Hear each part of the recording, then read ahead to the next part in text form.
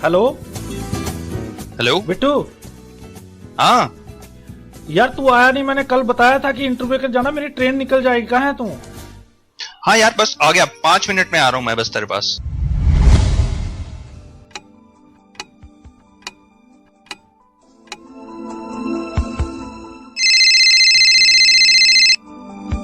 Hello. हाँ यार Bittu 5 minute रह गए, मेरी ट्रेन निकल जाएगी। कहाँ है तू?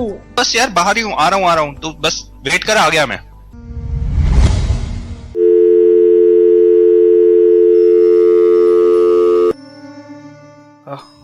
अब नहीं आओ, अब नहीं आओ। निकल गई ट्रेन, निकल गई ट्रेन, निकल गई ट्रेन, निकल गई ट्रेन, निकल गई ट्रेन, निकल गई ट्रेन। काश कि आपने सही समय पर केन का इस्तेमाल सीख लिया होता तो आज हालात ऐसे न होते।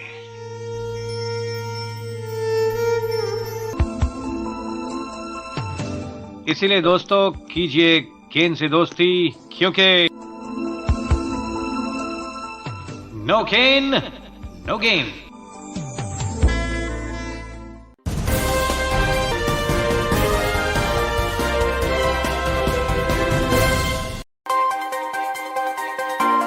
दोस्तों नमस्कार, आप सुन रहे हैं रेडियो उड़ान पर कम्युनिटी कलर्स। मैं हूं आपके साथ पुनीत। कैसे हैं आप सभी? उम्मीद करता हूं बिल्कुल मजे में, ठीक ठाक, फिट फाट और तंदुरुस्त होंगे।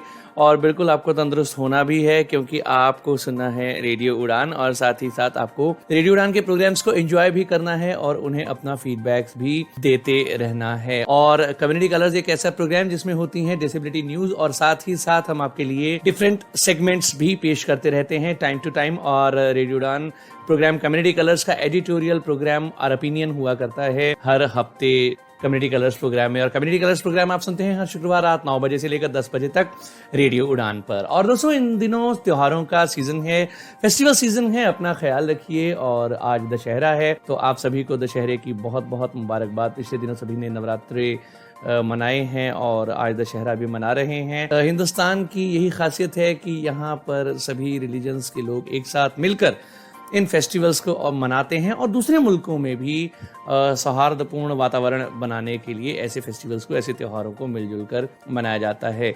तो हम रेडियो उड़ान की ओर से आप सभी को दशहरे की हार्दिक शुभकामनाएं देते हैं। और रेडियो उड़ान एक बार फिर प्लान कर रहा है आपके लिए कन्वेंशन 2021, जो पिछले तकरीबन यूं कह लेना चाहिए कि 1.5 साल से पेंडिंग चल रहा था कोरोना कोविड की वजह से। इस बार हमारी प्लानिंग है कि उड़ान आइडल का फाइनल आपके लिए करवाया जाए। तो ताज़ा तरीन अपडेट की अगर मैं बात करूं तो 21, 22 और 23 ये 3 दिन होंगे कन्वेंशन उड़ान आइडल फाइनल के, पंचकुला चंडीगढ़ हरियाणा में। तो आप एंजॉय ज़रूर कीजिएगा और रजिस्ट्रेशन कीजिए रेडियो उड़ान कन्वेंशन के लिए। और रेडियो उड़ान सुनने के लिए आपको पता ही है, फिर भी मैं आपको बता देता हूँ कि हमारी एप्स प्ले स्टोर और ऐप स्टोर दोनों पर अवेलेबल हैं। हमारा फेसबुक पेज लाइक कीजिए www.facebook.com/रेडियो उड़ान। हमारा यूट्यूब चैनल सब्सक्राइब कीजिए ताकि ताज़ा प्रोग्राम्स की ताज़ा अपडेट्स आपको मिलती रहें। और इनके साथ साथ आप अगर हमें कोई फीडबैक देना चाहते हैं तो हमारी वेबसाइट पर एक छोटा सा फीडबैक फॉर्म फिल करके या हमारी मेल ID radioudan@gmail.com पर भी अपना फीडबैक आप हमें दे सकते हैं। कम्युनिटी कलर्स प्रोग्राम्स के रिगार्डिंग अगर आप कोई बात कहना चाहते हैं, कोई सजेशन देना चाहते हैं तो आप radioudan@gmail.com या danish.mahajan88@gmail.com या puneetsoni20@gmail.com पर अपने सजेशंस, फीडबैक, अपनी प्रतिक्रियाएं भेज सकते हैं। और बहुत जल्द प्रोग्राम कम्युनिटी कलर्स में भी एक साइबर सिक्योरिटी से रिलेटेड एक सेगमेंट आपके लिए पेश किया जाएगा, तो आप सभी उसका भी इंतजार कीजिए। और चलिए अब जल्द से जल्द बढ़ते हैं प्रोग्राम कम्युनिटी कलर्स की ओर। शुरुआत करते हैं सबसे पहले न्यूज हेडलाइंस के साथ।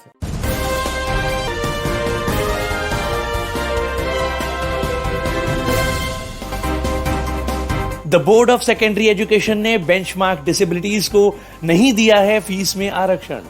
सुप्रीम कोर्ट ने कहा कोविड की वजह से मरने वाले व्यक्तियों के परिवारों को डेथ सर्टिफिकेट पेशेंट्स के परिवार की डिमांड पर किया जाएगा इशू। दिव्यांगजन के 4% कोटा को लागू करने के लिए गुजरात सरकार ला रही नई नीति। पाकिस्तान की पहली नेत्रहीन सिविल सर्वेंट और भारतीय प्रतिनिधि के बीच जमकर हुआ युक्तिवाद। केरल हाईकोर्ट ने कहा दिव्यांगता प्रमाण पत्र जारी करने के लिए प्रार्थी की शारीरिक उपस्थिति अनिवार्य नहीं। तमिलनाडु के स्थानीय निकाय चुनावों के लिए वोटिंग बूथ पर दिव्यांगजन के लिए कोई सुविधा नहीं थी उपलब्ध। और उत्तर प्रदेश निर्वाचन आयोग की ओर से 10 लाख दिव्यांगों की मैपिंग का कार्य पूरा। दिव्यांगजन के लिए बनाई गई पर्सन्स विद डिसेबिलिटी ऐप। तो न्यूज हेडलाइंस के बाद वक्त एक छोटे से ब्रेक का। ब्रेक के बाद वापस आऊंगा डिटेल्ड न्यूज बुलेटिन के साथ। सुनते रहिए programme community colours only on radio Udaan, a flight of life.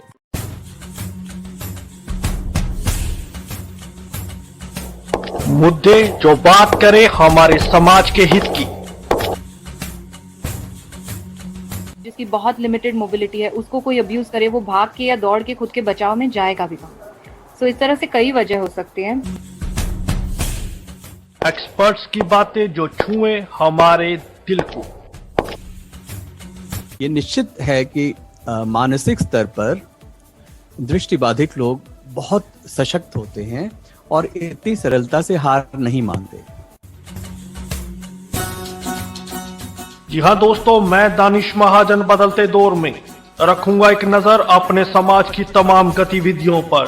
तो सुनना मत भूले बदलता दौर, मेरे साथ हर रविवार 9 से 10 और पुनः प्रसारण सोमवार 4 से 5, सिर्फ और सिर्फ रेडियो उड़ान पर। माय नेम इज दीपक मलिक और मैं अभी इंडियन ब्लाइंड क्रिकेट टीम में खेल रहा हूँ। मेरा ऑलराउंडर का रोल रहता है इंडिया टीम में।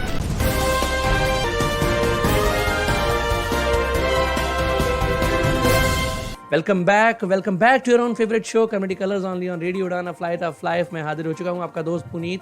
ब्रेक के बाद और न्यूज हेडलाइंस हो चुकी हैं और अब आइए चलते हैं डिटेल्ड न्यूज बुलेटिन के साथ गौरी की ओर।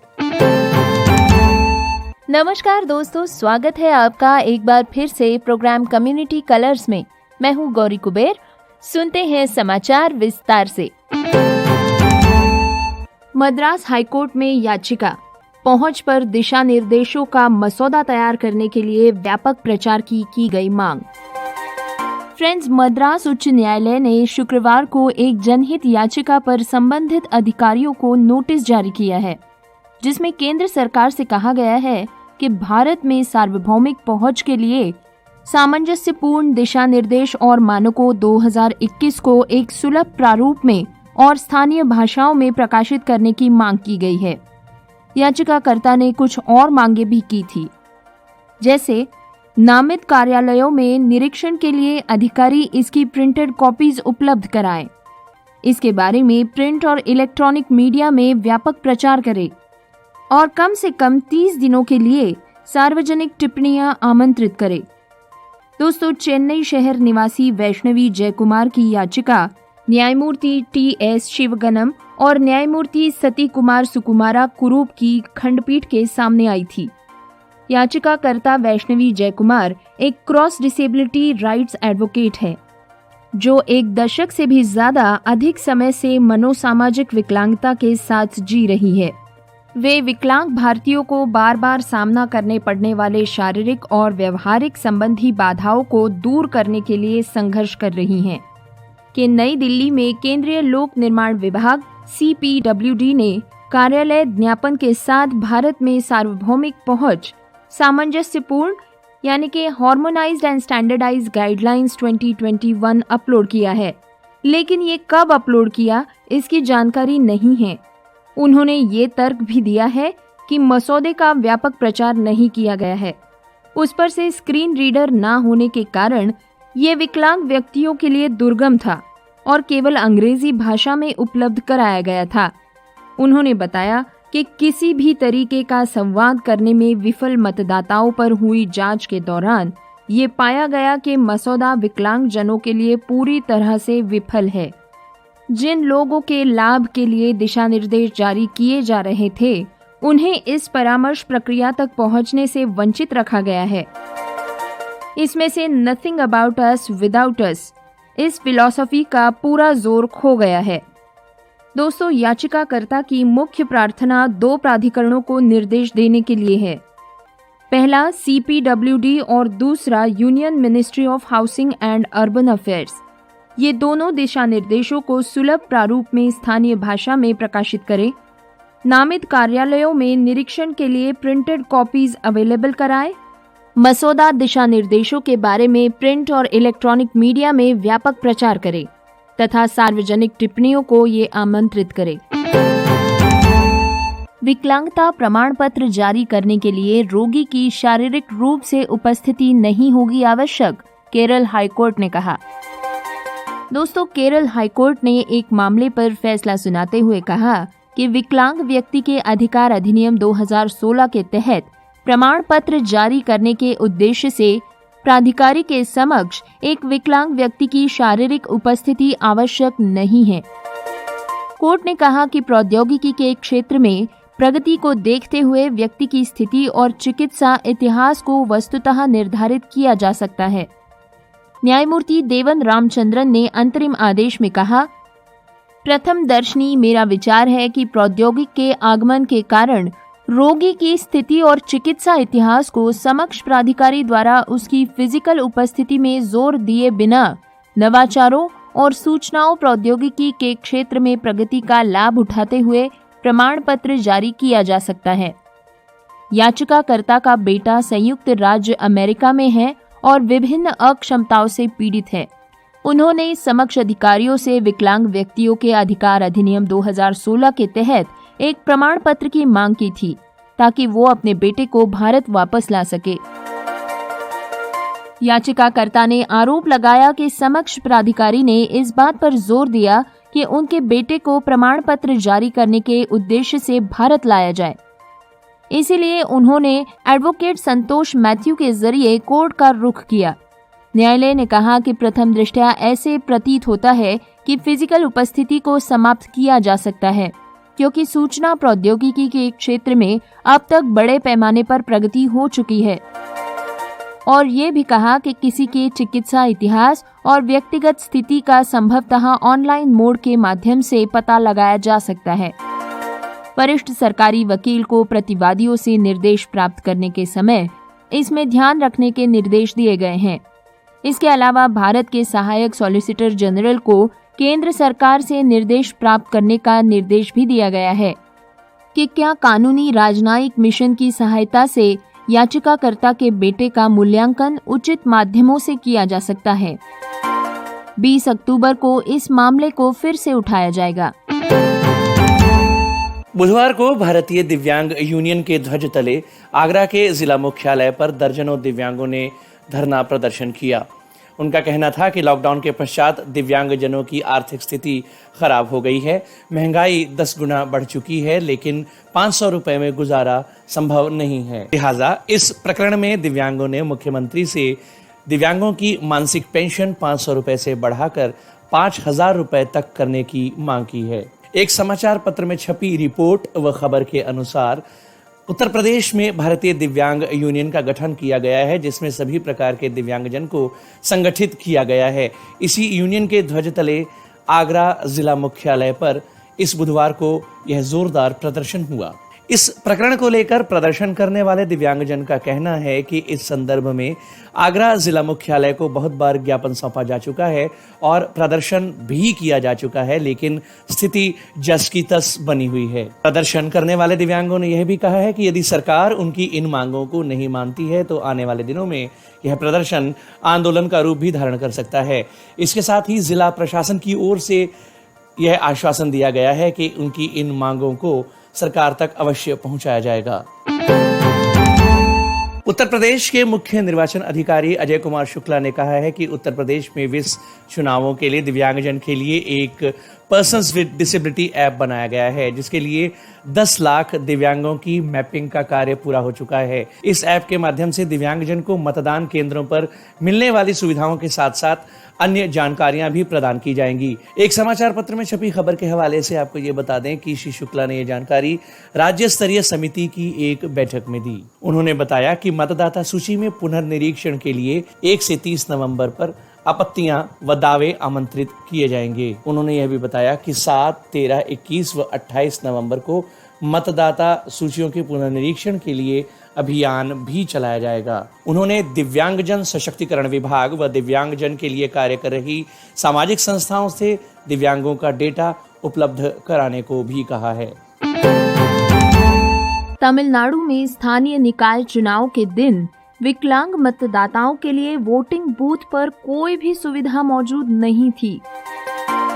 दोस्तों, विल्लुपुरम में स्थानीय निकाय चुनाव के दौरान विकलांग मतदाताओं के लिए कोई सहयोग न मिलने के कारण उनकी दुर्दशा हुई। 43 वर्षीय कमला को खड़े खड़े 20 लोग घूर रहे थे जब वे अपनी साड़ी संभालते हुए फर्श पर रेंगते हुए अपना वोट डालने गई। बूथ पर विकलांग व्यक्तियों के लिए व्हीलचेयर या अन्य कोई सुविधा मौजूद नहीं थी। इतना ही नहीं तो पूरे तमिलनाडु राज्य में वोटिंग बूथ्स पर विकलांग समुदायों की यही दुर्दशा थी। कुछ लोग जो ये अपमान सह नहीं सकते थे, वे वोट डाले बगैर ही वापस लौट गए। चुनाव से पहले डिसेबिलिटी राइट्स अलायंस DRA की सदस्य स्मिता सदाशिवन ने राज्य चुनाव आयोग को एक पत्र लिखा था, जिसमें उन्होंने वोटिंग बूथ्स को अनुकूल बनाने का अनुरोध किया था। उन्होंने जब राज्य चुनाव आयोग के एक अधिकारी से पूछा तो उसने कहा कि वे भारत के चुनाव आयोग यानी ECI द्वारा अधिसूचित सभी सुविधाएं प्रदान करेंगे, लेकिन कुछ जिला अधिकारियों ने कहा कि उन्हें SEC से ऐसा कोई निर्देश मिला ही नहीं। इसके बाद सदाशिवन ने कहा, मैंने बेहतर पहुंच के लिए सुविधा पर सार्वजनिक घोषणा करने और स्थानीय विकलांगता समूहों के साथ चर्चा करने के लिए SEC को एक मेल भेजा था, मगर उन्होंने बताया कि ये कुछ भी उन्होंने नहीं किया था। इसके बाद उन्होंने इस मुद्दे को विकलांगता आयुक्त के सामने उठाया, जिन्होंने SEC को आदेश जारी किया। फ्रेंड्स, इस सब के चलते मुत्तुकाडु में नागराज, जो एक 40 वर्षीय लोकोमोटिव विकलांगता से पीड़ित व्यक्ति है, उन्हें भी मतदान केंद्र तक रेंग कर जाना पड़ा। इसी तरह मम्बकम में 50 वर्षीय रुक्मिणी को मतदान केंद्र पर धीरे धीरे चढ़ने के लिए लाठी और रेलिंग का इस्तेमाल करना पड़ा। बारिश के कारण इन केंद्रों के रास्ते कीचड़ से भरे और फिसलन से भरे हुए थे। तिरुनेलवेली में अधिकारियों ने कहा कि प्रत्येक 4 बूथों को एक व्हीलचेयर के साथ सौंपा गया था और यदि आवश्यक हो तो व्हीलचेयर को संबंधित बूथ पर ले जाया जा सकता है। दोस्तों, अभी पिछले सप्ताह के शो में ही उड़ान ने तमिलनाडु राज्य सरकार की सराहना में इससे जुड़ी एक न्यूज कवर की थी। हमने आपको बताया था कि तमिलनाडु के निकाय चुनावों में 40 विकलांग उम्मीदवार खड़े होने वाले हैं। फ्रेंड्स, विडंबना तो ये है कि काफी संघर्ष के बाद ये 40 विकलांग उम्मीदवार मैदान में आ गए। पहले इन्हें चुनाव लड़ने की अनुमति नहीं थी, लेकिन अब इस साल से ये अनुमति मिली है, तो उन्हें वोट देने में मदद करने के लिए कोई उपाय नहीं किया गया है। दृष्टिबाधितों के स्कूलों ने की मांग, तमिलनाडु सरकार से मांगी है मदद। हैदराबाद स्थित development and welfare association of the blind DWAB ने तेलंगाना सरकार से स्कूलों को चलाने में मदद मांगी है। इस स्कूल को Nalgonda school for the blind चलाता है। DWAB के महासचिव चौका राव ने पूछा है कि सरकार महिलाओं, लड़कियों और बुजुर्गों के लिए बहुत कुछ कर रही है, फिर विकलांग नागरिकों की अनदेखी क्यों की जा रही है। उन्होंने कहा कि महामारी के कारण केंद्र सरकार ने साल 2020-21 के लिए अनुदान जारी नहीं किया है और ये भी निश्चित नहीं है कि 2021-22 के लिए अनुदान आएगा कि नहीं। स्कूल ने मांग की कि राज्य में अधिकार अधिनियम 2020 को लागू करे और स्कूलों को अनुदान प्राप्त कराए। इस संदर्भ में चौका राव ने गुरुवार को तेलंगाना की राज्यपाल तिमिलिसाई सुंदर राजन से भी मुलाकात की, जो कि नालगोंडा के दौरे पर थी। उन्होंने एक ज्ञापन सौंपकर आउटसोर्सिंग और अनुबंध कर्मचारियों के लिए वेतन के बराबर नियमित अनुदान के साथ सरकार को निर्देशित करने का आग्रह किया है। दोस्तों, सुनते हैं झारखंड से एक कहानी। झारखंड में एक दिव्यांग व्यक्ति ने अपने प्रति समाज का नजरिया बदलने के लिए अपने जैसे कई लोगों को दिलवाई है जॉब। दोस्तों, झारखंड रांची के धनजीत रामचंद एक NGO के अंतर्गत एक प्रिंटिंग प्रेस चलाते हैं। उसमें वे अपने जैसे कई विकलांगों को नौकरी दे चुके हैं जो समाज का विकलांगता के प्रति रवैया बदलना चाहते हैं। समाज से मिले कड़वे अनुभवों के बाद धनजीत ने अपने पैरों पर खड़ा होने की ठान ली। उन्हें अपने जैसे लोगों के लिए ये मौका प्राप्त कराने की बहुत इच्छा थी। वे बताते हैं कि इस काम ने मुझे सेल्फ सफिशिएंट बना दिया है। अब मैं ऐसे विकलांग लोगों को मदद करने के काबिल हो गया हूँ जो दूसरों पर निर्भर नहीं रहना चाहते। दोस्तों, वे इसका श्रेय चेशायर होम नामक एक एनजीओ को देते हैं जो विकलांग जनों की सहायता के लिए समर्पित है। धनजीत ने बताया कि एनजीओ उनके प्रिंटिंग प्रेस की आइडिया के लिए तैयार था। एक समय था कि जब विकलांग जनों को बेगर्स के रूप में देखा जाता था। आज धनजीत ने अपने बूते पर अपना घर खरीदा है। 1979 में जब धनजीत छोटे थे तब उन्हें उनके भाई के साथ चेशायर होम में लाया गया था, जहां वे पढ़े लिखे और बड़े हुए। पिछले 15 सालों में धनजीत ने कई विकलांगों को प्रेस के प्री और पोस्ट प्रोडक्शन का काम दिया है। हालांकि प्रेशर ज्यादा होने पर एक्सटर्नल वर्कफोर्स भी हायर किया जाता है, पर इस प्रेस में 99% विकलांग लोग हैं और केवल 1% लोग गैर विकलांग हैं। ये काम कर रहे हर विकलांग वर्कर को समान इज्जत और पहचान देता है। प्रेस के इंचार्ज क्लेमेंट बेसरा ने कहा कि यहाँ काम करके हम बहुत खुश हैं। हमने आम लोगों की तरह ही कई जगहों पर नौकरी की अर्जी डाली थी, पर ठुकरा दिए गए। यहाँ पर आकर हमें नॉर्मल और इक्वल महसूस होता है। बाकियों को लगता है हम कुछ नहीं कर सकते। डिटेल्ड न्यूज बुलेटिन अभी जारी है, लेकिन वक्त एक छोटे से ब्रेक का है। ब्रेक के बाद वापस आते हैं और लौट कर आऊंगा। डिटेल्ड न्यूज बुलेटिन कंटिन्यू रहेगा, तो सुनते रहिए प्रोग्राम कम्युनिटी कलर्स, सिर्फ रेडियो उड़ान पर।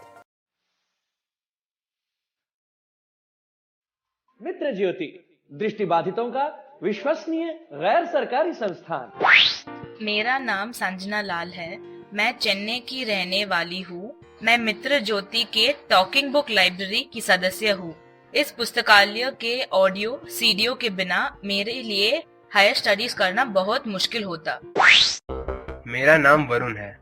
मैं मैसूर का रहने वाला हूँ। मैंने अपना कंप्यूटर ट्रेनिंग यहाँ किया है। बहुत सारी कंपनियां मित्र ज्योति के साथ मिलकर ट्रेनिंग वर्कशॉप आयोजित कर रही है और हमें हायर भी कर रही है। इससे हमें औरों की तरह काम करने का विश्वास मिलता है। मित्र ज्योति जो दृष्टिबाधितों को शिक्षण, प्रशिक्षण, स्वतंत्र जीवन, कौशल प्रशिक्षण एवं रोजगार के अवसर उपलब्ध कराती है। आप मित्र ज्योति से संपर्क कर सकते हैं। हमारा फोन नंबर है 08022587623 22587625। Website www.mitrajyoti.org। Email ID admin.office@mitrajyoti.org। धन्यवाद।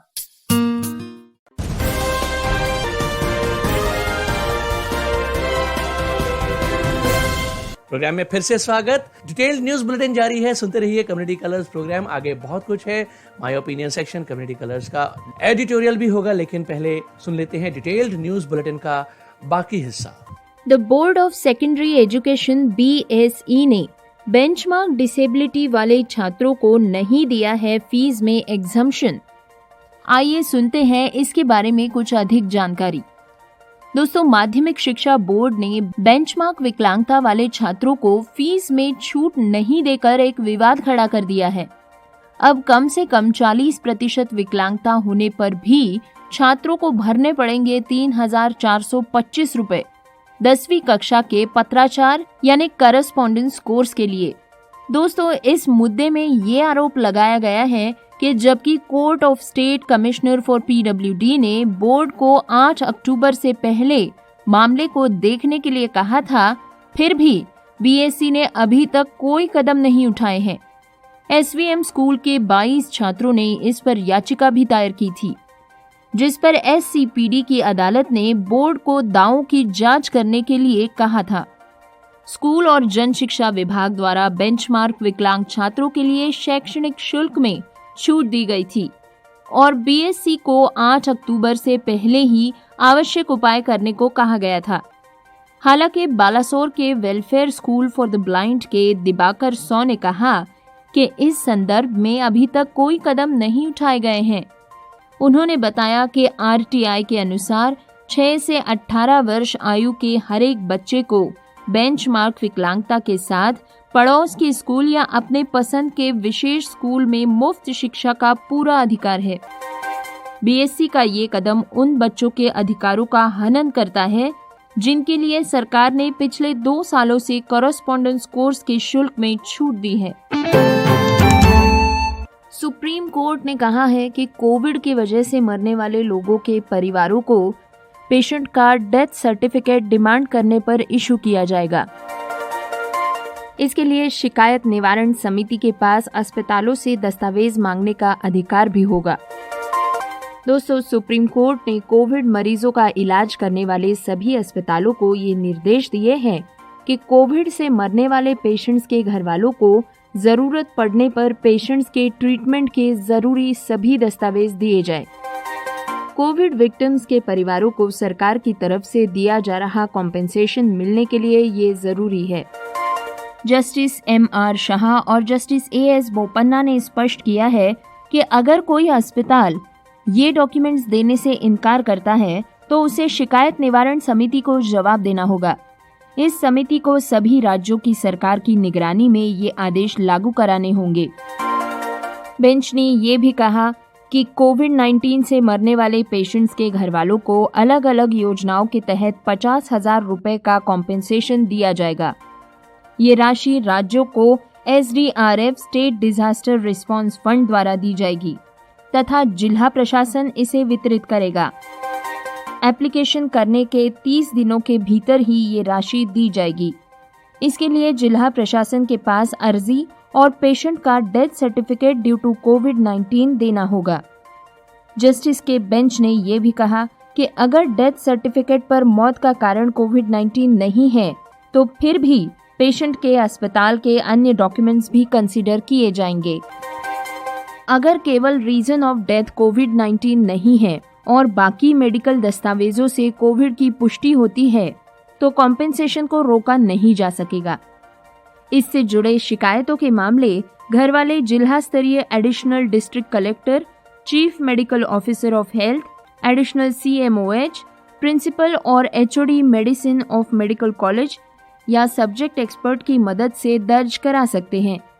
दोस्तों, इस फैसले के साथ साथ सुप्रीम कोर्ट ने ये भी साफ कर दिया है कि कौन सी डेथ को कोविड-19 से हुई डेथ माना जाएगा। जिनकी डेथ कोविड पॉजिटिव होने के 30 दिनों के भीतर हुई है वे सभी कॉम्पेंसेशन के लिए हकदार होंगे। इसके लिए NMDA ने अन्य गाइडलाइंस भी तैयार किए हैं। गुजरात गवर्नमेंट कर रही है नई नीति विकलांग जनों के 4% कोटा को लागू करने के लिए।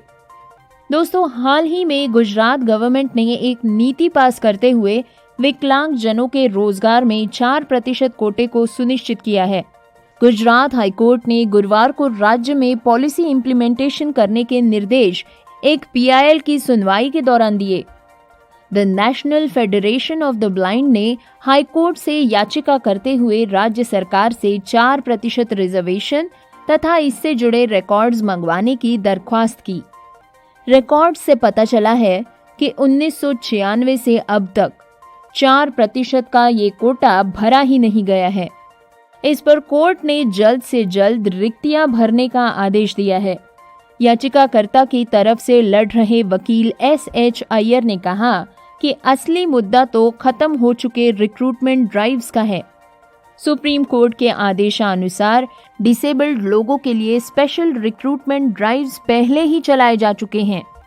ये इशू श्री SH अय्यर ने हाईकोर्ट के सामने पेश किया भी था, पर इस पर जजेस ने कहा कि राज्य सरकार ने PIL में उठाए गए मुद्दों पर पहले ही जवाब दे दिया है। फ्रेंड्स, मुद्दा तो ये है कि अब ये 4% का कोटा भरा जाएगा भी या नहीं और इसे कैसे भरा जा सकता है। दोस्तों, आइए अब सुनते हैं कश्मीर के कुष्ठ रोगियों पर एक रिपोर्ट। परिवार ने छोड़ा, परायों ने दिया सहारा। निजामुद्दीन बजद एक ऐसे शख्स हैं जो आज 100 साल का होने का दावा करते हैं। जब वे श्रीनगर शहर के शोर शराबे और भीड़भाड़ से दूर निगिन झील के किनारे पे बसी एक कॉलोनी में पहुंचे तो उस समय वे काफी जवान थे। गांदरबल जिले के छत्तारगुल गांव के निवासी बजद ने अपना सारा जीवन खाना बदोश के रूप में गुजारा है। अपने भेड़ों और बकरियों के झुंड के साथ जम्मू कश्मीर के कई हिस्सों की वे यात्रा कर चुके हैं। फिर एक दिन अचानक वे बीमार पड़े। उन्हें कुष्ठ रोग हो गया। अपना अनुभव साझा करते हुए वे बताते हैं कि मैं शादीशुदा था और एक बकरवाल के रूप में खुशहाल जीवन जी रहा था, लेकिन जैसे ही इस बीमारी का पता चला सब कुछ मानो बदल गया। फ्रेंड्स, कुष्ठ रोग एक पुरानी संक्रामक बीमारी है जो मुख्य रूप से त्वचा, परिधीय नसों, ऊपरी श्वसन प्रणाली और आंखों को प्रभावित करती है। ये किसी भी उम्र में हो सकती है। लगातार संपर्क के जरिए नाक और मुंह से बूंदों के माध्यम से प्रसारित भी हो सकती है। इसके लिए कोई इलाज ना होने के कारण नवाजुद्दीन को उनके परिवार ने छोड़ दिया और वे श्रीनगर के कोढ़ी कॉलोनी चले गए। नवाजुद्दीन कहते हैं, मुझे कहीं नहीं जाना था। मेरे परिवार ने मुझे भगवान की दया पर छोड़ दिया। मैं बर्बाद हो गया था। जब मैं इस कॉलोनी में पहुंचा तो देखा मेरे जैसे कई लोग थे जिन्हें उनके परिवारों ने छोड़ दिया था। इससे मुझे आशा मिली कि मैं अकेला नहीं हूँ। मुझे ये नया जीवन मिला है और अब ये ही मेरा घर है। दोस्तों, पिछले 60 साल से कॉलोनी में रह रहे बजद न सिर्फ ठीक हुए हैं बल्कि उन्होंने शादी भी कर ली है। फ्रेंड्स, नवाजुद्दीन जिस कॉलोनी की बात कर रहे हैं वो है डायरेक्टर ऑफ हेल्थ सर्विसेज द्वारा चलाई जा रही एक रेसिडेंशियल लेप्रेसी एसोसिएशन कॉलोनी, जिसमें वर्तमान में लगभग 71 कुष्ठ रोगी रहते हैं। ये घाटी में अपनी तरह का एकमात्र पुनर्वास केंद्र है। अंग्रेजों द्वारा कश्मीर चिकित्सा मिशन के तहत 19वीं शताब्दी में बनाई गई ये कॉलोनी अपने हरे भरे वातावरण की वजह से एक शांत जगह है। इसमें 62 क्वार्टर्स है, एक मस्जिद, एक 2 मंजिला अस्पताल और एक कब्रिस्तान है। Directorate of health services Kashmir department इसका आधिकारिक ध्यान रखता है। इसके नगरवासियों को 1000 रुपए प्रति माह की पेंशन भी दी जाती है। हालांकि अलग अलग जगहों के लोग शुरू में कॉलोनी में निर्वसन में जीवन के लिए मजबूर थे। वर्षों से उनके मिलनसार प्यार और देखभाल भरे स्वभाव ने इस जगह को एक स्थिर घर बना दिया।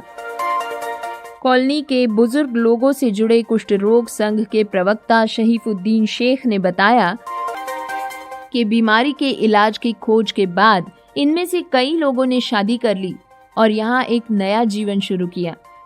वहीं एक रहिवासी शेख ने बताया, मुझे यहाँ रहते हुए 35 साल हो गए हैं। 1994 में मैंने एक ऐसी महिला से शादी कर ली जिसके जीवन में मेरी तरह ही कोई नहीं था। आज मेरे 2 बेटे हैं, दोनों प्राइवेट कंपनी में काम करते हैं और शारीरिक रूप से एकदम स्वस्थ हैं।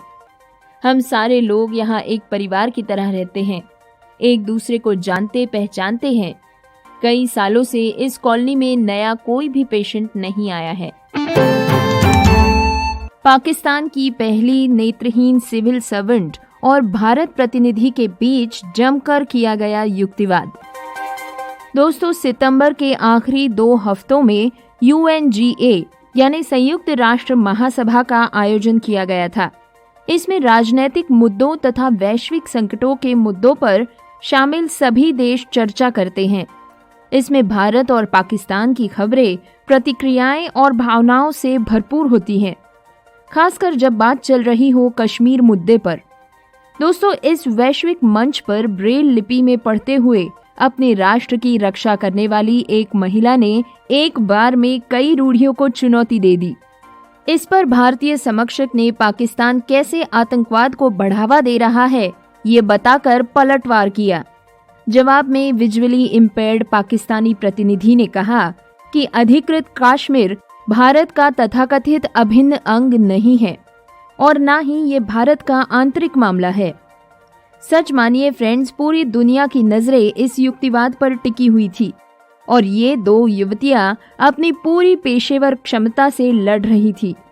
इस चर्चा में कई सारे फर्स्ट हुए हैं। मिथकों और सामाजिक धारणाओं को तोड़ा गया है। फ्रेंड्स, संयुक्त राष्ट्र महासभा में भाग ले रही भारतीय समकक्ष है स्नेहा दुबे जी। वहीं साइमा सलीम जी पाकिस्तान की पहली नेत्रहीन सिविल सर्वेंट है। UNGA में पहली बार ही ब्रेल लिपि में भाषण पढ़ा गया है। दोनों महिलाओं ने अपने अपने देश के मीडिया और औसत नागरिकों से प्रशंसा हासिल की। इस वक्त समाचार रिपोर्टों का ध्यान केवल मसौदे के मुद्दे पर था, ना ही लिंग भेदभाव या विकलांगता जैसे मुद्दों पर। हालांकि मीडिया द्वारा इस्तेमाल की जाने वाली भाषा पूरी तरह से विकलांगता समावेशी नहीं थी, मगर इसे नजरअंदाज किया जा सकता है। भले ही साइमा जी को दृष्टिबाधित राजनायक और पहली नेत्रहीन महिला के रूप में संबोधित किया गया हो, लेकिन किसी भी प्रकार की वीरता से उन्हें ग्रसित नहीं किया गया, जैसे उन्हें कई लोगों के लिए प्रेरणा के रूप में स्वीकार किया गया, लेकिन ज्यादातर उनके ज्ञान और कौशल के लिए। दोस्तों, एक बात ये भी है कि पाकिस्तान के सबसे बड़े और सबसे पुराने अंग्रेजी अखबार डॉन ने इस कहानी को कवर किया, लेकिन उसमें साइमा के दृष्टिहानि का कोई उल्लेख नहीं है। फ्रेंड्स, आखिर कौन है साइमा सलीम? जानते हैं उन पर श्रुति पुष्करना की लिखी और MXM में छपी एक रिपोर्ट। साइमा वर्तमान में न्यूयॉर्क में संयुक्त राष्ट्र में पाकिस्तान के स्थायी मिशन के साथ एक काउंसलर है। उन्होंने Geneva academy of international humanitarian law and human rights में स्नातक की पदवी ली है। दोस्तों, ये स्पेशलाइजेशन के साथ एक इंटरनेशनल लॉ की डिग्री होती है। उन्हें फुल ब्राइट स्कॉलरशिप पर George town university school of foreign services में पढ़ाई का मौका भी मिला था, जो वॉशिंगटन DC में स्थित है। दोस्तों, साइमा ने लाहौर से किंग कॉलेज फॉर वुमेन से अंग्रेजी साहित्य में मास्टर्स भी पूरा किया है। साइमा को रेटिनाइटिस पिगमेंटोसा का पता चला था, जिसके परिणाम स्वरूप वे 13 साल की थी तब पूरी तरह से दृष्टि खो चुकी थी। जब साइमा ने सेंट्रल सुपीरियर सर्विसेज के लिए आवेदन किया था, तो उन्होंने सांघिक लोक सेवा आयोग को कंप्यूटर आधारित परीक्षा आयोजित करने का अनुरोध किया, लेकिन उनके अनुरोध को अस्वीकार कर दिया गया। 2005 में पारित एक अध्यादेश का हवाला देते हुए साइमा ने अपना मामला आगे बढ़ाया, जिसमें कहा गया था कि सरकार कंप्यूटर पर परीक्षा देने के लिए दृष्टिबाधित उम्मीदवारों को सुविधा प्रदान करती है। उनके आवेदन को मंजूरी दे दी गई और उन्होंने प्रतियोगिता परीक्षा पास कर ली, केवल एक और बाधा का सामना करने के लिए। FPSC ने नेत्रहीन उम्मीदवारों को विदेश सेवा के लिए आवेदन करने की अनुमति नहीं दी थी। एक राजनयिक बनने के लिए दृढ़ संकल्प और पूरी तरह से अपना वार्ता कौशल का प्रदर्शन करते हुए पैनल को मनाने में वे कामयाब रही। साइमा 2009 में पाकिस्तान की विदेश सेवा में शामिल हुई। वैश्विक शांति और अंतर्धार्मिक सद्भाव की एक मजबूत पैरोकार साइमा खुद को अंतर्दृष्टि के साथ एक राजनयिक के रूप में वर्णित करती हैं। दिलचस्प बात तो ये है कि उनके भाई यूसुफ सलीम 2018 में दृष्टिबाधित होने वाले पहले पाकिस्तानी न्यायविद बने। भारत में नौकरशाहों और पेशेवरों का भी एक अपना हिस्सा है जो विकलांग है। साइमा की तरह उन्होंने भी कड़ी मेहनत की है और अपने वर्तमान पदों तक पहुंचने के लिए अपने जुनून का पीछा किया है। तो डिटेल न्यूज़ बुलेटिन में आपने अब तक की जो इस वीक की खास खबरें सुनी और उम्मीद करते हैं कि आपको नई नई अपडेट ज़रूर मिली होंगी। और हम हमेशा कहते हैं कि आप भी अगर कोई अपडेट हम तक पहुंचाना चाहते हैं तो mail@radioudan.com या radioudan@gmail.com पर भी आप हमें न्यूज़ भेज सकते हैं और हमारी कोशिश होगी कि उस न्यूज़ को वेरीफाई करके इस प्रोग्राम में हम शामिल करें। तो बहरहाल डिटेल न्यूज़ बुलेटिन के बाद वक्त एक ब्रेक के बाद वापस आएंगे। ब्रेक के उस पार होगा सेक्शन आवर ओपिनियन या हमारी राय दानिश महाजन के साथ। तो सुनते रहिए programme community colours only on radio Udaan, a flight of life.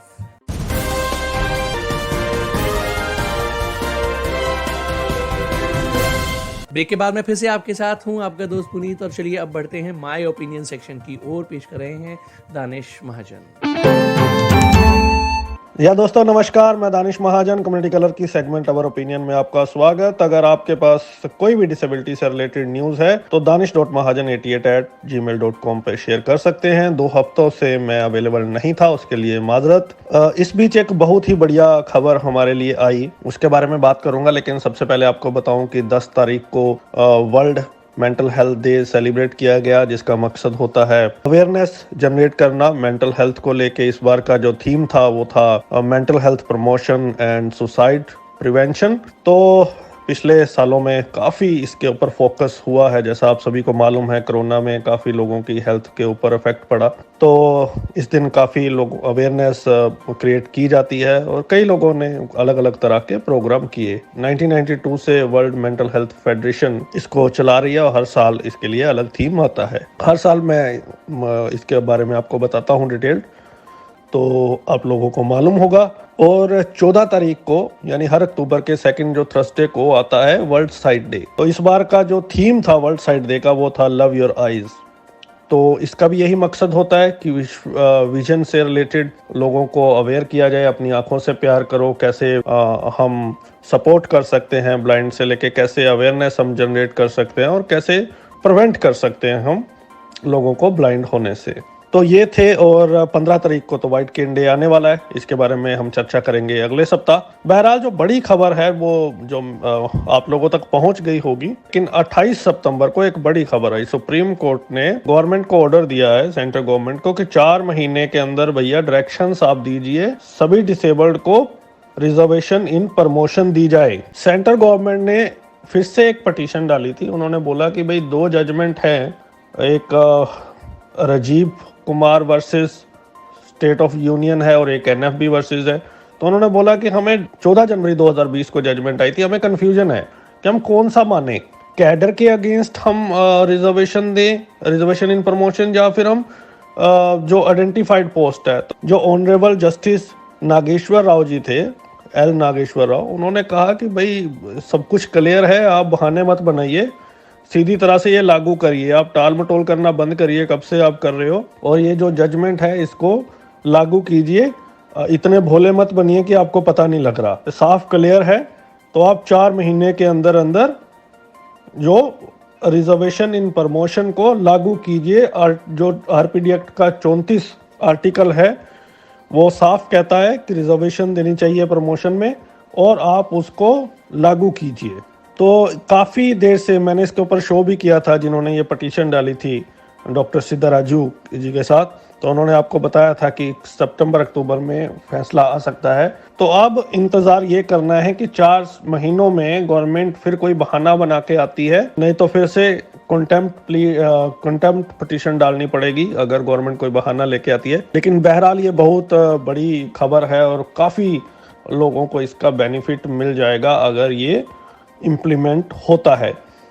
और अब मुझे लगता है कि काफ़ी फटकार पड़ी है गवर्नमेंट को, तो मुझे लगता नहीं है कि इसमें कुछ और बचा है। गवर्नमेंट को नोटिफिकेशन निकालनी ही पड़ेगी और 4 महीने का टाइम है, यानी अगले साल से हम उम्मीद कर सकते हैं कि जो लोग जॉब में हैं उनको इसका बेनिफिट मिलेगा। तो चलिए एंजॉय कीजिए और अगले सप्ताह फिर मिलते हैं, तब तक के लिए नमस्कार। उम्मीद करेंगे कि आपको ये सेक्शन, ये सेगमेंट पसंद ज़रूर आया होगा और आप अपना फीडबैक इस सेक्शन और पूरे प्रोग्राम के मुतल्लिक हमें ज़रूर देंगे। और फीडबैक देने के जो तरीके हम पहले प्रोग्राम की शुरुआत में बता चुके हैं, तो आप किसी भी तरीके से अपना फीडबैक हमें भेज सकते हैं। प्रोग्राम के अब अंजाम का वक्त हो रहा है, लेकिन चलते चलते जॉब अलर्ट्स। यूपीएससी की ओर से एक नोटिफिकेशन जारी किया गया है जिसमें कुछ पदों पर भर्तियां आमंत्रित की जा रही हैं। इन पदों में दृष्टिबाधित व्यक्तियों के लिए भी 3 सीट्स रिजर्व्ड हैं। आइए आपको इन पदों की जानकारी दे दें। सबसे पहली post senior grade of Indian information services, जिसमें 1 पद आरक्षित है, और इसके साथ साथ 2 पद जो आरक्षित हैं वो जूनियर टाइम स्केल जीटीएस के लिए। क्वालिफिकेशन की अगर बात की जाए तो इन पदों पर भर्ती के लिए qualification, minimum qualification degree from recognised university. Apply करने की आखिरी तारीख 28 अक्टूबर 2021। अप्लाई करने के लिए आप यूपीएससी की ऑफिशियल वेबसाइट विजिट कर सकते हैं। आईबीपीएस द्वारा बैंकिंग में क्लरिकल पदों के लिए आवेदन प्रक्रिया एक बार फिर से शुरू की गई है। आवेदन प्रक्रिया 7 अक्टूबर 2021 से शुरू की गई है। आवेदन करने की आखिरी तारीख 27 अक्टूबर 2021 है। आईबीपीएस क्लर्क की यह परीक्षा अंग्रेजी व हिंदी के साथ साथ 13 अन्य क्षेत्रीय भाषाओं में आयोजित कराई जाएगी। क्षेत्रीय भाषाओं में आयोजित कराए जाने का उद्देश्य विभिन्न भाषा क्षेत्रों के प्रार्थियों को प्रोत्साहित करना है। यहाँ आपको ये भी बता दें कि जिन प्रतिभागियों ने जुलाई 2021 की आईबीपीएस क्लर्क परीक्षा के लिए रजिस्ट्रेशन यानी पंजीकरण किया है, उन्हें रजिस्ट्रेशन कराने की दोबारा आवश्यकता नहीं होगी। आइए आपको प्रमुख तिथियों की जानकारी दे दें। यहाँ आपको ये भी बता दें कि आईबीपीएस क्लर्क पदों के लिए पहले यह नोटिफिकेशन 11 जुलाई 21 को जारी हुआ था। आवेदन फॉर्म दोबारा भरने की प्रारंभिक तिथि 7 अक्टूबर 2021। आवेदन फॉर्म दोबारा भरने की आखिरी तारीख 27 अक्टूबर 2021। प्री एग्जाम और ट्रेनिंग के लिए कॉल लेटर की तारीखों की घोषणा नवंबर 2021 में। प्री ट्रेनिंग की तारीख नवंबर 2021। जॉब अलर्ट्स के बाद अब आइए आखिर में प्रोग्राम के जानते हैं न्यूज हेडलाइंस एक बार फिर।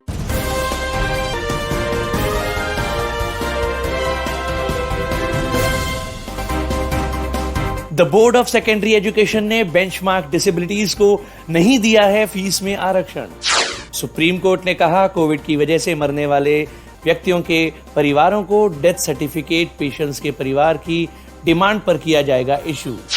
दिव्यांगजन के 4% कोटा को लागू करने के लिए गुजरात सरकार ला रही नई नीति। पाकिस्तान की पहली नेत्रहीन सिविल सर्वेंट और भारतीय प्रतिनिधि के बीच जमकर हुआ युक्तिवाद। केरल हाईकोर्ट ने कहा दिव्यांगता प्रमाण पत्र जारी करने के लिए प्रार्थी की शारीरिक उपस्थिति अनिवार्य नहीं। तमिलनाडु के स्थानीय निकाय चुनावों के लिए वोटिंग बूथ पर दिव्यांगजन के लिए कोई सुविधा नहीं थी उपलब्ध। और उत्तर प्रदेश निर्वाचन आयोग की ओर से 10 लाख दिव्यांगों की मैपिंग का कार्य पूरा। दिव्यांगजन के लिए बनाई गई पर्सन्स विद डिसेबिलिटी ऐप। तो इसी के साथ मुझे यानी पुनीत को आज का प्रोग्राम खत्म करने की दीजिए इजाजत। बाय बाय, गुड नाइट, शब्बा खैर, जय हिंद, जय भारत।